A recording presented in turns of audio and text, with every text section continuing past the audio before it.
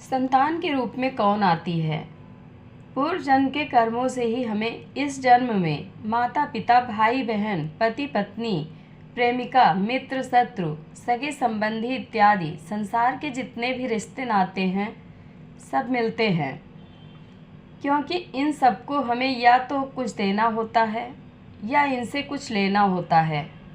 वैसे ही संतान के रूप में हमारा कोई पूर्व जन्म का संबंधी ही आकर जन्म लेता है, जिसे शास्त्रों में 4 प्रकार का बताया गया है। नंबर 1, ऋणानुबंध। पूर्व जन्म का कोई ऐसा जीव जिससे आपने ऋण लिया हो या उसका किसी भी प्रकार से धन नष्ट किया हो, तो वो आपके घर में संतान बनकर जन्म लेगा और आपका धन बीमारी में या व्यर्थ के कार्यों में तब तक नष्ट करेगा जब तक उसका हिसाब पूरा ना हो। नंबर 2, शत्रु पुत्र। पूर्व जन्म का कोई दुश्मन आपसे बदला लेने के लिए आपके घर में संतान बनकर आएगा और बड़ा होने पर माता पिता से मारपीट, झगड़ा या उन्हें सारी जिंदगी किसी भी प्रकार से सताता ही रहेगा। हमेशा कड़वा बोलकर उनकी बेइज्जती करेगा, वह उन्हें दुखी रखकर खुश होगा। नंबर 3, उदासीन पुत्र। इस प्रकार की संतान ना तो माता पिता की सेवा करती हैं और ना ही कोई सुख देती हैं और उनको उनके हाल पर मरने के लिए छोड़ देती है। विवाह होने पर यह माता पिता से अलग हो जाते हैं। नंबर 4, सेवक पुत्र। पूर्व जन्म में यदि आपने किसी की खूब सेवा की है तो वह अपनी की हुई सेवा का ऋण उतारने के लिए आपकी सेवा करने के लिए पुत्र बनकर आता है। जो बोया है वही तो काटोगे। अपने माँ बाप की सेवा की है तो ही आपकी औलाद बुढ़ापे में आपकी सेवा करेगी, वरना कोई पानी पिलाने वाला भी पास न होगा। आप यह न समझें कि यह सब बातें केवल मनुष्य पर ही लागू होती है। इन 4 प्रकार में कोई सा भी जीव आ सकता है।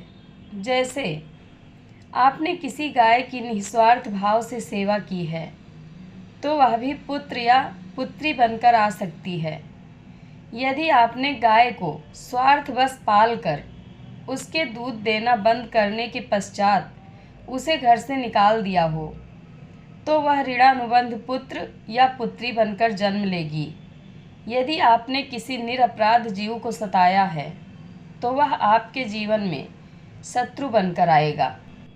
इसलिए जीव में कभी किसी का बुरा नहीं करें, क्योंकि प्रकृति का नियम है कि आप जो भी करोगे उसे वह आपको इस जन्म या अगले जन्म में 100 गुना करके देगी।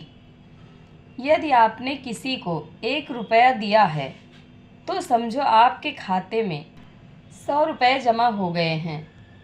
यदि आपने किसी का 1 रुपया छीना है तो समझो आपकी जमा राशि से 100 रुपये निकल गए। ज़रा सोचो, आप कौन सा धन साथ लेकर आए थे और कितना साथ लेकर जाओगे। जो चले गए वो कितना सोना चांदी साथ ले गए। मरने पर जो सोना चांदी धन दौलत बैंक में पड़ा रह गया, समझो वो व्यर्थ ही कमाया। औलाद अगर अच्छी और लायक है तो उसके लिए कुछ भी छोड़कर जाने की ज़रूरत नहीं, खुद ही खा कमा लेगा। और अगर बिगड़ी है और नालायक औलाद है तो उसके लिए जितना मर्जी धन छोड़कर जाओ, वह चंद दिनों में सब बर्बाद करके ही चैन लेगा। जीवन भर कमाया गया सारा धन दौलत यहीं धरा रह जाना है, कुछ भी साथ नहीं जाना है, साथ सिर्फ नेकियां ही जाएंगी। जय श्री हरि विष्णु। कथा अच्छी लगे तो कमेंट बॉक्स में अपनी राय ज़रूर दें। धन्यवाद।